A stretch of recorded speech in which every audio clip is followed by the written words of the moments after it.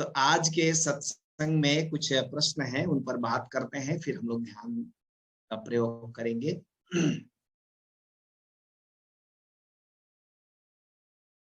पहला सवाल पूछा है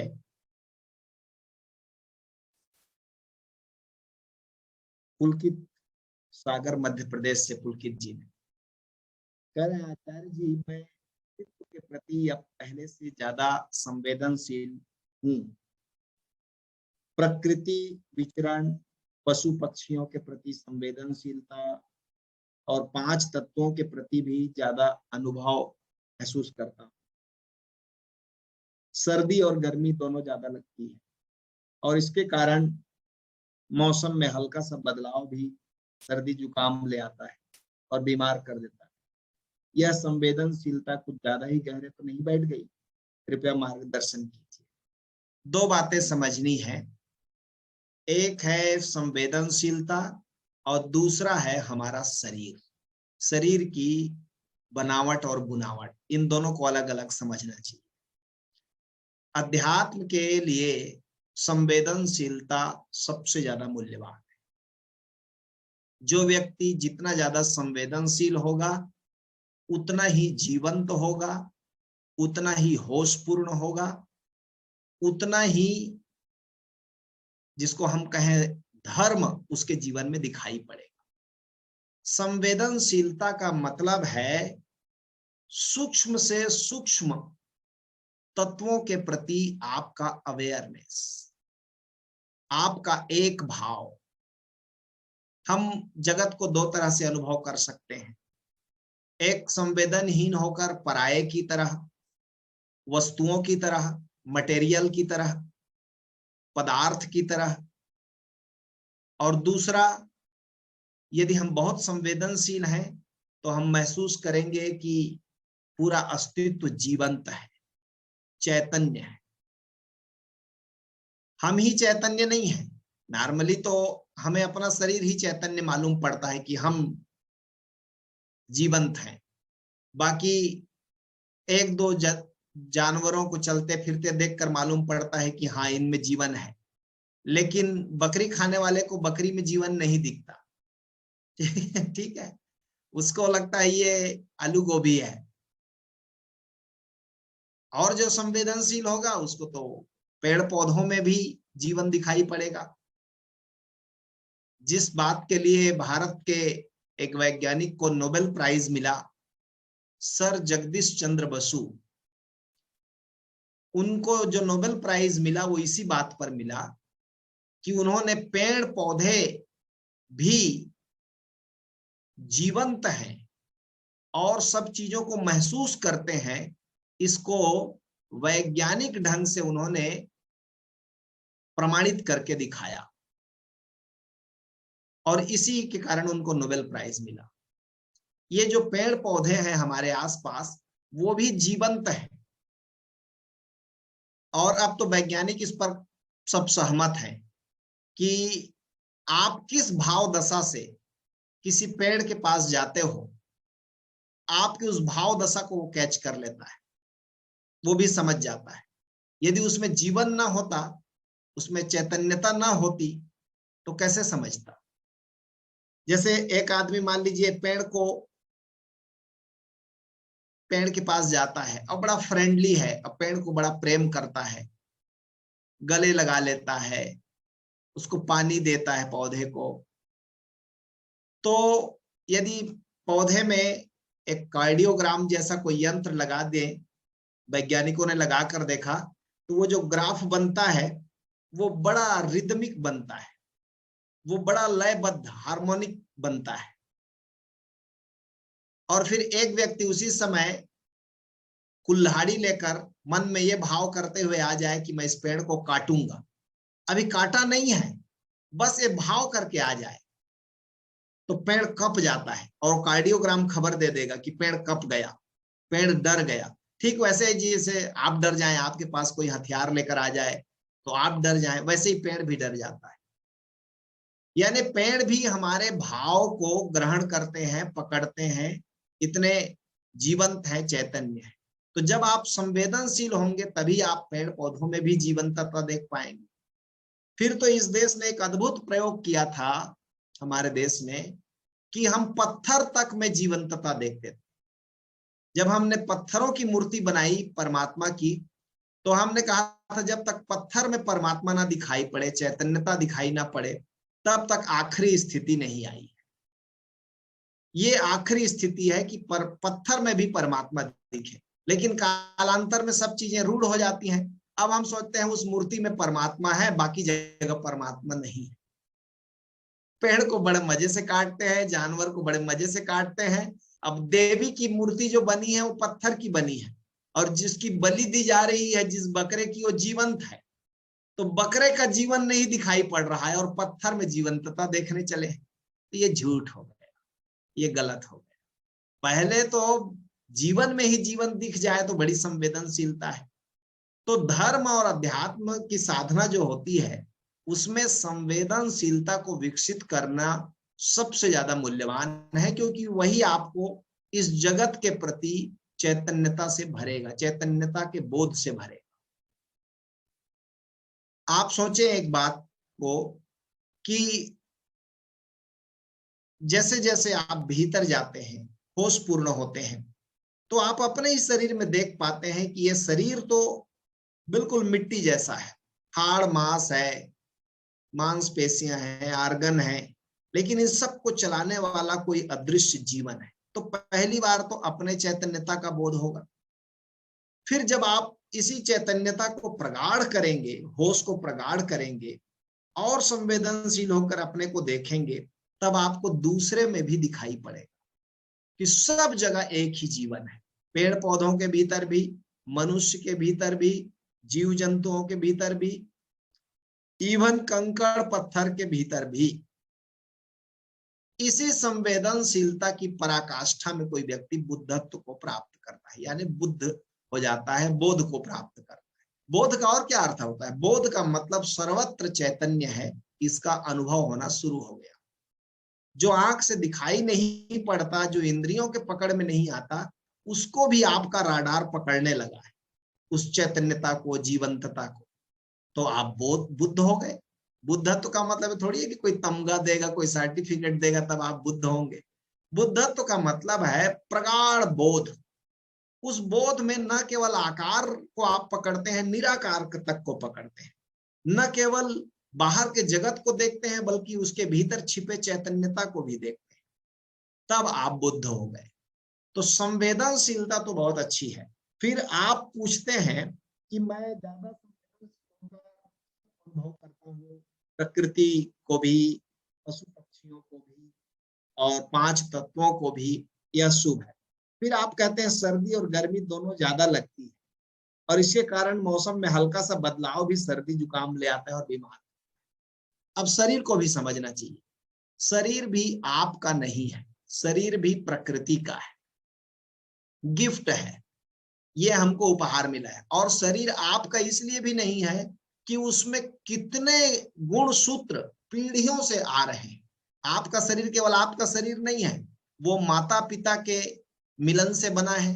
तो माता पिता के जो शरीर में गुण धर्म था वो आपके शरीर में आ गया, फिर उनके माता पिता का जो गुण धर्म था आपके माता पिता में आ गया था, फिर उनके ऐसे हजारों लाखों पीढ़ियों से होते होते वो गुण सूत्र आपके शरीर में आए। तो आपका शरीर बिल्कुल आपका शरीर है, कोई दूसरा उसके जैसा इस दुनिया में नहीं है। अब आप उस घर में रहते हैं, अब वो जो शरीर आया है वो पीढ़ियों के अंतराल में बहुत लंबी यात्रा करके आ रहा है। तो उसमें कुछ खामियां होंगी, कुछ खूबियां होंगी, इसलिए सबका शरीर अलग है, इसलिए सबका भोजन भी अलग अलग होता है। आप देखना, किसी को कोई चीज भोजन अच्छा लगता है, किसी को कोई चीज अच्छा नहीं लगता, किसी को थोड़ी सी सर्दी भी सहन नहीं होती और किसी को सर्दी में बहुत मजा आता है, अच्छा लगता है। किसी, अब जैसे आयुर्वेद तो इसको मानता है कि यदि आपकी प्रकृति पित्तज प्रकृति है तो आपको सर्दी का मौसम अच्छा लगेगा, आप एसी में सोना पसंद करेंगे, आपको खुला हवा अच्छा लगेगा, गर्मी के दिन आपको बेचैनी होगी। फिर कुछ लोग होंगे वातज प्रकृति के। अब वात का मतलब होता है हवा, वातज प्रकृति का मतलब है इस व्यक्ति को सर्दी में अच्छा बिल्कुल नहीं लगेगा। थोड़ी सी खुली हवा कान में लग जाए तो अच्छा नहीं लगेगा। एसी में वो सोना पसंद नहीं करेगा। पंखे की भी डायरेक्ट हवा उसको अच्छा नहीं लगेगा, वातज प्रकृति वाले को। अब ये दो प्रकृति है। ये जरूरी नहीं है कि आपके कहे अनुसार शरीर चले, 90% नहीं चलता, शरीर अपने अनुसार चलता है। इसलिए जब आप कहते हैं कि सर्दी गर्मी या मौसम के बदलाव से मैं प्रभावित हो जाता हूं, तो शरीर का जो क्षमता है, इम्यून सिस्टम है या शरीर को सहने की क्षमता है, शरीर की प्रकृति है, उसको आयुर्वेद के द्वारा जाना जा सकता है और उसके अकॉर्डिंग ही खाना पीना जीवनचर्या होना चाहिए। इसीलिए आयुर्वेद में कहते हैं ऋतु के अनुसार, मौसम के अनुसार आहार विहार करना चाहिए। हमारे ओशोधारा में एक अभी प्रोग्राम चल रहा है, अब तो आज तो मेरे ख्याल से 4-5 दिन हो गया चलते, आयुर्वेद प्रज्ञा। तो आयुर्वेद के डॉक्टर जो होते हैं, वैद्य होते हैं, वो बताते हैं आपके शरीर और मन के लक्षणों के आधार पर कि आपके शरीर की प्रकृति क्या है, वातज है या पित्तज है या कफज है, वात पित्त का मिक्स है, कफज और वातज का मिक्स है कि क्या है। तो आप अपनी प्रकृति को जब जान लेते हैं, उसके आधार पर आप खाएंगे पिएंगे तो आप बीमार नहीं पड़ेंगे। और आपकी प्रकृति मान लीजिए वातज प्रकृति है और शाम को आप किसी के पार्टी में गए और आपने आइसक्रीम खा लिया, मारे जाएंगे। और आपके बाजू में ही एक पित्तज प्रकृति वाला आदमी है, वो आइसक्रीम 2-3 कप अपने भीतर ठूस दिया, उसको कोई फर्क नहीं पड़ेगा। आप कहेंगे ये क्या अन्याय हो रहा है? अन्याय कुछ नहीं हो रहा है, आपकी प्रकृति के अनुसार है, आपकी प्रकृति में वो सूट नहीं करता। तो इस तरह से आदमी को खुद जांचना भी चाहिए कि, और भीतर से यदि आप बहुत संवेदनशील हैं जैसा आपने कहा, तो अपने शरीर को भी बहुत संवेदनशील होकर देखेंगे तो आप जांच लेंगे, परख लेंगे कि क्या खाने से आपका शरीर राजी हो जाता है और क्या खाने से आप केवल लालच में, स्वाद में खाते हैं, आपका शरीर राजी नहीं होता। इसलिए ओशो ने कहा भोजन के संबंध में भी हम सबको एक दूसरे को निर्देश नहीं देना चाहिए। जैसे मैंने कई जगह देखा, जो विशेषकर योग सिखाने वाले होते हैं, तो वो सबको एक तरह का भोजन बताएंगे, ये नहीं खाना चाहिए, ये खाना चाहिए, इसको बिल्कुल नहीं खाना चाहिए। आपको नहीं खाना चाहिए लेकिन दूसरा उसको सूट करता है, आप उसको क्यों मना कर रहे हैं? और हो सकता है आप जिसको अच्छा बता रहे हैं वो दूसरे को सूट ना करता हो।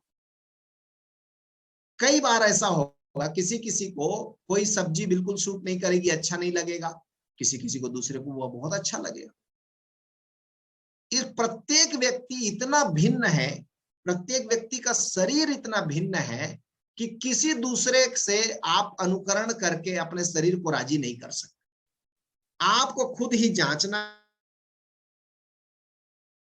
है, परखना है कि कौन सा भोजन, कब नहाना, कितना पानी पीना, कौन कैसा मौसम है, कैसे जीना, ये सारा आप अपने लिए तय करेंगे, कोई दूसरा तय नहीं कर सकता। दूसरा अपने प्रकृति के अनुसार आपको जो गाइड कर देगा उससे आप फंस जाएंगे।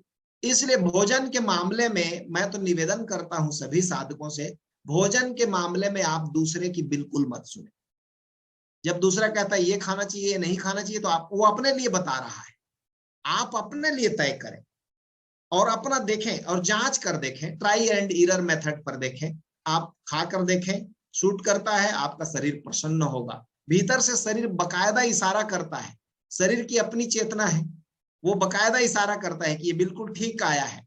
पेट भी साफ होगा, शरीर स्वस्थ महसूस करेगा, हल्का फुल्का महसूस करेगा। यदि आपका शरीर उस भोजन को सूट नहीं करता तो तुरंत भीतर से रिएक्ट करेगा, अच्छा नहीं लगेगा, बेचैनी लगेगा।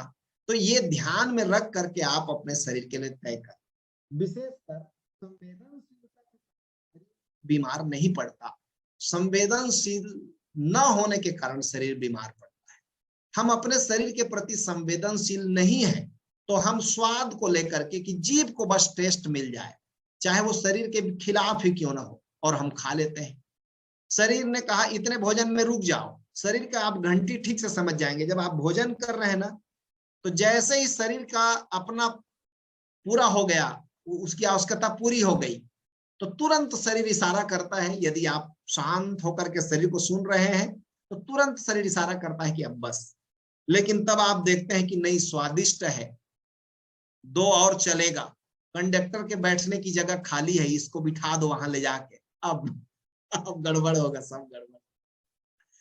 तो ऐसे ही हो जाता है। इसलिए आप ध्यान रखना, जिसके मैं एक कॉमन इशारा बताता हूं। जैसे आप भोजन कर रहे हैं, हमारे देश में बोलते हैं मौन होकर भोजन करना। मौन का मतलब है आप शरीर की सुनो। तो पहला डकार आते ही शरीर इशारा कर देता है, एक लेयर पूरा हो गया भाई साहब, अब थोड़ा सा बस उपसंहार करिए, अब बंद करिए। पहला डकार एक तरह से इशारा है भोजन के बाद, ओके। लेकिन तब हम देखते हैं भोजन की क्वालिटी अच्छा है, तब कौन सुनता है डकार की बात। अभी गले के आते तक जब तक ठूस न दे तब तक चैन नहीं। फिर कई बार हमें मिलेगा नहीं मिलेगा, इस ढंग से सोच के हम मन के आधार पर खाते हैं, वो गड़बड़ हो जाता है। शरीर के इशारे के अनुसार खाएं तो 100 में 90 मौकों पर आप बीमार नहीं पड़े, क्योंकि आहार ही शरीर को बनाता है और आहार ही शरीर के मौसम को बिगाड़ता है। तो इसका ध्यान रखना है। हाँ, अब जैसे मान लो सर्दी के दिन है, अब कई लोग मान लो योगा सीखते हैं, तो सर्दी के दिन है तब भी वो एकदम सुबह सुबह नहाएंगे, और मान लो पित्तज प्रकृति का है तो उसको अच्छा लगेगा, सूट करेगा सुबह सुबह स्नान। एक हमारी साधिका थी ओशोधारा में, हम जनवरी के महीने में भी ओशोधारा मुरथल धाम में जाते थे, तो वो सुबह 3 बजे उठ के नहाती थी। पित्तज प्रकृति की थी, मैंने देख लिया था उनको। और एज कितना था उनका? 60 साल। 60 साल की महिला सुबह 3 बजे उठकर ठंडे पानी में नहाती थी। भयंकर पित्त प्रकृति। अब उनको कोई देखा देखी कि साधक को ऐसा होना चाहिए, कोई वातज प्रकृति वाला सुबह 5 बजे भी नहा ले तो मारा जाएगा, क्योंकि अब उसको ये ठंड सूट नहीं करे। पीठ में दर्द होगा, गर्दन में दर्द होगा, और कुछ न कुछ ऐसे सिम्टम आएंगे जो आपके शरीर को नष्ट करें। तो उनका अनुकरण नहीं करना है। विशेषकर योग वाले ना कई बार अत्याचार करते हैं, उससे सावधान रहना है। वो समझते हैं कि नहीं, मांसपेशियां सबल हो तभी आप योगी हैं। नहीं, मांसपेशियां सबल होने से कोई योगी नहीं हो जाता। योग का मतलब है एक संतुलित ढंग से आप प्रकृति के साथ एक अनुभव करते हैं, प्रकृति के अनुसार एकता अनुभव करते हैं, उसके अनुसार जीते हैं। ये योग का मतलब। तो आप देख लेना क्या पीते हो। मुझे तो ज्यादा डाउट हो रहा है कि आइसक्रीम सूटिया के आप आते हो और संवेदनशीलता को बदनाम करते हो, तो फिर गड़बड़ है। ठीक है, इससे संवेदनशील तो होना बहुत अच्छा है, लेकिन सर्दी गर्मी और बुखार जो आ जाता है वो संवेदनशीलता के कारण नहीं है, अपने शरीर की प्रकृति को न पहचान पाने के कारण है। उसको देखना होगा। और ये भी मैं बता दूं बहुत से मित्रों को, बहुत घरों में झगड़ा भी इसी बात को लेकर होता है। अब मान लो पति पित्तज प्रकृति का है और पत्नी वातज प्रकृति की है, तो कदापि एक कमरे में नहीं सोना चाहिए। कभी कभी फ्रेंड की तरह एक दूसरे से परमिशन लेकर मिलना चाहिए, अलग अलग कमरे में सोना चाहिए। क्यों? एक को सर्दी लगेगी और एक को गर्मी लगेगी। मैं एक घर में ठहरता था, ध्यान समाधि के लिए जाता था, तो उनके घर में पति पत्नी का झगड़ा ही इसी बात पर था कि ये महोदय एसी चलाते हैं। पति एसी चलाता था और पत्नी को एसी पल भर बर्दाश्त नहीं होती, रजाई सजाई ओढ़ के, गर्मी के जून के महीने में भी रजाई ओढ़ के सो रही है, क्योंकि वो 21 डिग्री में सेट करके एसी चला रहे हैं। ये मरी जा रही है बेचारी। ये जब भी वो सो जाते, पति सो जाता, तो ये फट से एसी को बंद कर देती, तुरंत पति बिफर जाता और फिर झगड़ा शुरू। मुझको उन्होंने कहा, स्वामी जी झगड़ा बहुत दिन से है, ये एसी चला देते हैं, मैं कहा, अरे मनुष्यों, तुम लोगों को इतना ख्याल नहीं, दोनों का प्रकृति अलग है, दोनों अलग अलग कमरे में सो। जब तुमको गर्मी बर्दाश्त नहीं होती तो तुम अपने कमरे में एसी चलाओ, इसको बगैर एसी वाले कमरे में शिफ्ट करो। नहीं, लेकिन भगवान जाने किस शास्त्र को पढ़ा है उन लोगों ने, उसमें लिखा है कि पति पत्नी मर जाए लड़ लड़ के लेकिन एक ही कमरे में सोएंगे। ये कहां पर लिखा है भाई, एक ही कमरे में सोएंगे? जरा अपने प्रकृति का ख्याल करो और अलग अलग सो, उससे अपने शरीर को सुविधा होगी। तो इसका ख्याल रखो। तो धन्यवाद। एक प्रश्न धीरज जी ने पूछा है अमेरिका कि आचार्य श्री ये बताने जब तक हम जान ले कि हम कौन हैं, तब तक क्या आध्यात्मिक यात्रा नहीं हो। महाराज, अध्यात्म की यात्रा का मतलब ही है अपने को जानना, और तो क्या यात्रा होगी। यात्रा शब्द से भ्रम में मत पड़ना कि कहीं जाना है। यात्रा का अर्थ यहाँ है स्वयं की तरफ लौटना है, स्वयं को ही जानना है। और स्वयं को आप कैसे जानेंगे? कई लेयर हैं हमारे होने के। पहले लेयर से शुरू करें, पहले शरीर को जाने। शरीर को हमने 90% लोग शरीर को अपने बाहर से ही जानते हैं, भीतर से नहीं जानते। शरीर को जैसे हम बाहर आईने में देखते हैं, और फिर दूसरे लोगों ने जो फोटो खींच के, सेल्फी खींच के हमको बता दिया यही तुम हो, तो हम मानते हैं कि यही हम हैं। ये बिल्कुल परिधि है और ऊपर का हिस्सा है, और कंटिन्यू बदल रहा है। इसलिए तो आपका चेहरा देखना, हर 7 साल में आपका चेहरा बदल जाता है। 7 साल पहले अपना पुराना फोटो देखना, आपको ऐसे लगेगा कुंभ के मेले में बिछड़े हुए भाई बहन हैं, बिल्कुल हूबहू नहीं मिलेगा। और जरा 14 साल पुराना फोटो देखना, और जरा और भी पुराना फोटो आप निकालो, और बचपन का फोटो निकालो आप, तो बचपन के फोटो को तो कोई यदि आपको बिना बताए आपको बता दे ये आपका बचपन का फोटो है, तो यदि न बताए तो आप जान ही नहीं पाएंगे।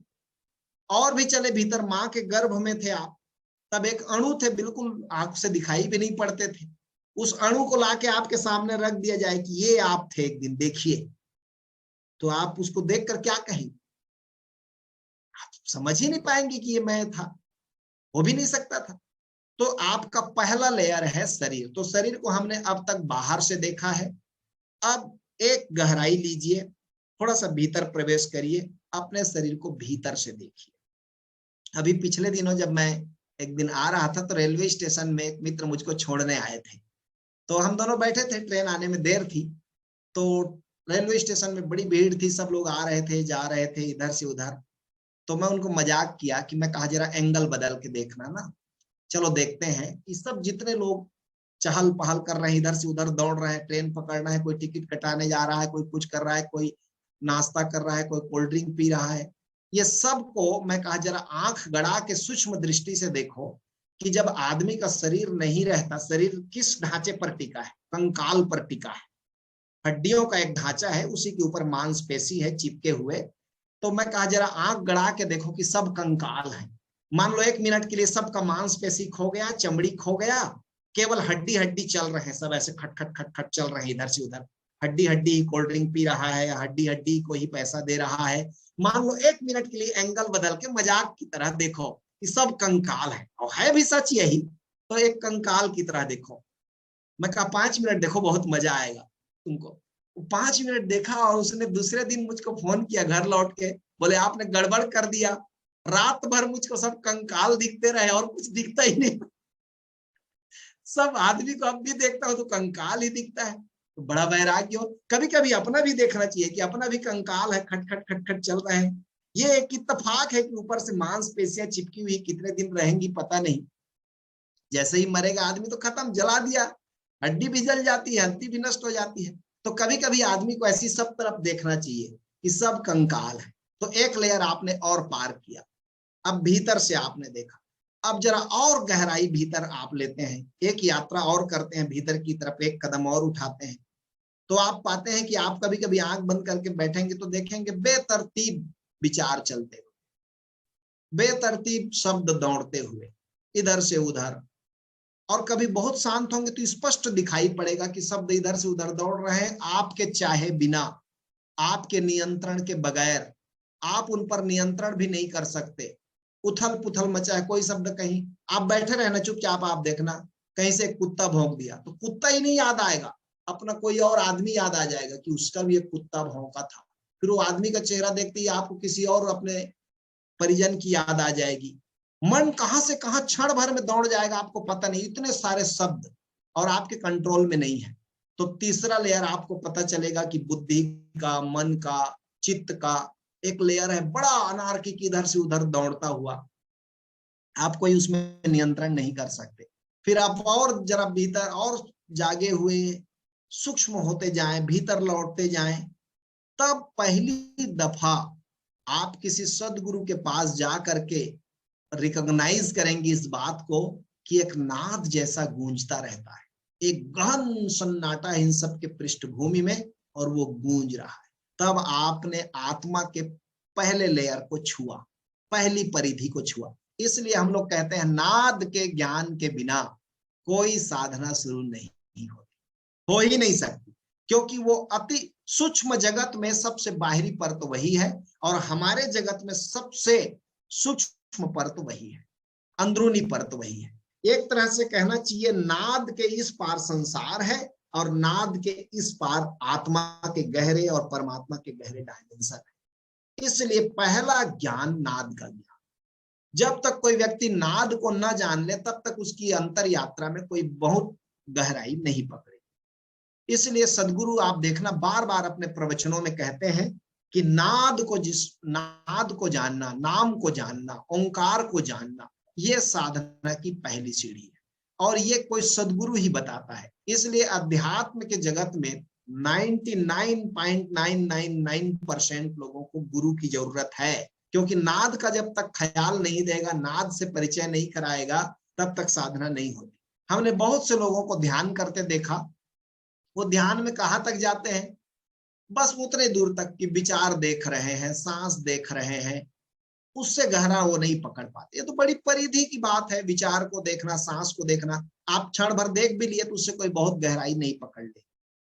असली मुद्दे की बात है उस नाद को पकड़ना। नाद पकड़ने का मतलब है नाद की टकराहट आपसे होने लगे, आप नाद को अनुभव करने लगे, तब आपने आत्म जगत में, अध्यात्म के जगत में पहला कदम रख दिया। आत्मा के बहुत से डायमेंशन हैं, बहुत से गुण हैं, उसमें से सबसे जल्दी पकड़ में आने वाला ये नाद है। फिर और भी सूक्ष्म है, फिर वहां आत्मा में प्रकाश भी है, फिर आत्मा में स्वाद भी है, फिर आत्मा में सुगंध भी है, फिर आत्मा में अमृत तत्व भी है, फिर आत्मा में और सूक्ष्म है, आनंद भी है, उमंग भी है, फिर और गहरे जाएंगे तो प्रेम भी है। प्रेम बहुत गहरे में है, आत्मा प्रेम पूर्ण है, इसको जानने के लिए बहुत गहराई चाहिए। तो सारी यात्रा भीतर की तरफ लौटने की है, स्वयं को जानने की। और फिर आप स्वयं के साथ, स्वयं को जानने का मतलब ये हुआ कि आप हटते जाते हैं अंतर के जगत में। एक चीज इसको लिख कर रखिए अपने दिमाग में, जिसको आप जान लेते हैं वो आप नहीं है। फिर से दोहरा दूं, जिसको आप द अदर की भांति, पराये की भांति जान लेते हैं वह आप नहीं। आपने शरीर को जान लिया तो आप शरीर अलग हो गया, आप अलग हुए जानने वाले। फिर आपने मन को जान लिया तो मन अलग हो गया, आप हो गए जानने वाले। फिर आपने और गहराई पकड़ी, आपने भाव को जान लिया तो भाव अलग हो गए, आप अलग हो गए जानने वाले। आपको वहां तक पीछे हटते चले जाना है जहां से पीछे हटने का कोई उपाय न रह जाए।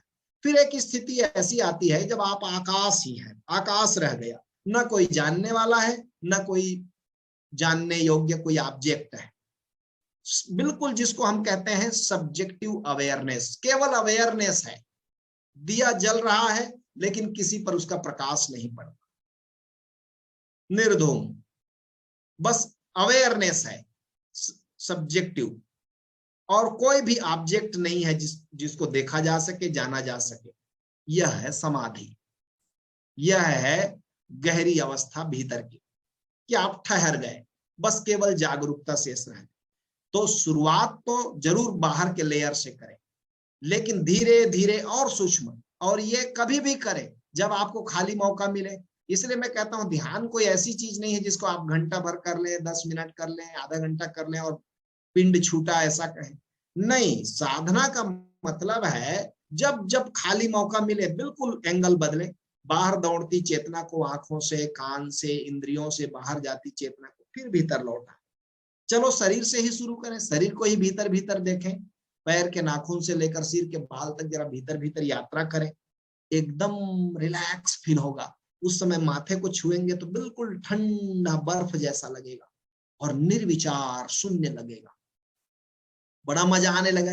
एक बार आपको मजा आने लगे तो आप सोते समय भी कर सकते हो, नींद खुल गई अचानक बीच में तो उस समय कर सकते हो, जब मौका मिले। इसलिए ध्यान ना ऐसा नहीं है कि आप घंटा भर तैयारी वारी करके बैठ गए और मुद्रा में बैठ गए और हो गया, फिर पिंड छूटा, फिर संसार में दौड़े भागे। ध्यान एक जीवन शैली बनना चाहिए। मेरा अपना ख्याल ये है, अपना अनुभव ये है कि ध्यान को एक जीवन शैली बनना चाहिए। ये जो हम लोग घंटा भर करते हैं, ये तो शुरुआत के लिए जरूरी है कि आपको रस मिल जाए, टेस्ट मिल जाए। जब एक बार टेस्ट मिल गया तो बार बार उसको करें। जैसे बच्चे को आप देखे होंगे, कोई नया चीज खिलौना मिल जाता है तो बच्चा बार बार उसी से खेलता है, बार बार उसी को देखता है, उलट कर, पलट कर, खोल कर। ऐसे ही ध्यान की कुंजी मिल गई, भीतर चेतना को पलटने का एक बार ज्ञान हो गया कि इसे पलटते हैं, हाँ, तो फिर उसका मजा लीजिए, उसका आनंद लीजिए। और मन का भी एक स्वभाव है आपका, जिसमें आनंद नहीं आता वहां नहीं रमण कर। तो ये खोजिए कि सरल से सरल ध्यान खोजना चाहिए। कठिन विधियों में उत्सुक नहीं होना है, कठिन विधियों का प्रयोग नहीं करना है, क्योंकि कठिन को आप एक बार दो बार संकल्प से करेंगे, फिर छोड़ देंगे, फिर मन कहेगा मजा नहीं आता, फिर बहाना बनाएगा। सरल को आप करेंगे और सरल में मजा लेंगे। प्रत्येक व्यक्ति के लिए ध्यान की विधियां अपनी खुद भी खोजनी चाहिए कि क्या सोचते ही, क्या शब्द के आते ही मैं बिल्कुल भीतर पलट जाता हूँ, क्या ख्याल आते ही मेरी चेतना भीतर की तरफ दौड़ने लगती है बाहर छोड़कर।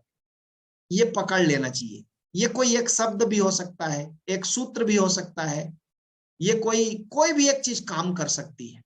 अपना अपना खुद खोजना भी चाहिए इसको, तब आप पाएंगे। आप जो कह रहे हैं स्वयं को ही जानना, और यात्रा भी है और यही मंजिल भी है।